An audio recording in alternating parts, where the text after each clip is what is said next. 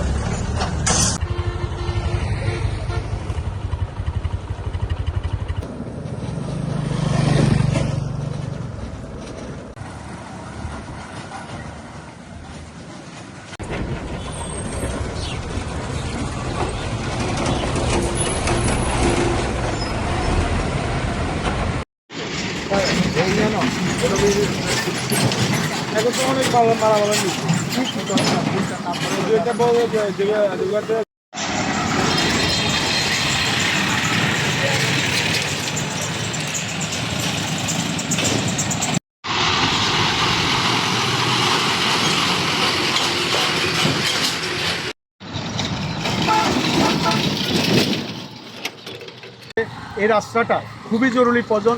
যে কোনো মুহূর্তে এখানে অনেক অ্যাক্সিডেন্ট হয়।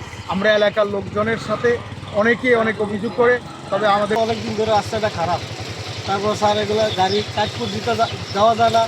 রাস্তায় একদিকে কাজ দিলে আরেক দিক গাড়ি উল্টে পড়ে। রাস্তা একটা বেতাল অবস্থা। পিচ ঢালাই ছিল আর কি, অনকা মানে সোলিং দিয়ে এরা বিছিয়ে থুইছে। 5 বছর ধরে রাস্তার ঘাট ঠিক করে না, কিছু না। আমাদের গাড়ি ঘোড়া মনে করেন চাক্কা টাক্কা সব নষ্ট হয়ে যেতেছে।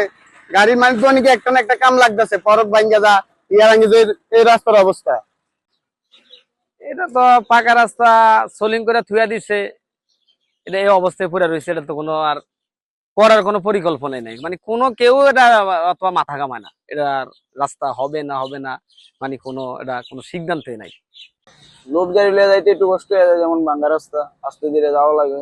মাল যদি বেশি হয় একটু, তাহলে অনেক সময় পাতি জাতীয় ভাঙ্গা যায়, ঠান্ডা মাথায় যাওয়া লাগে আর কি। অনেকদিন ধরেই তো এই রাস্তায় এই অবস্থা। রাস্তাটা ঠিক করলে ভালো হয়। এই যে যাত্রী গতি, তারপরে আমাদের গাড়ির গতি, তারপরে নানান ধরনের গতি, এটি প্যাসেঞ্জাররা মনে করেন কষ্ট পায় রাস্তার কারণে।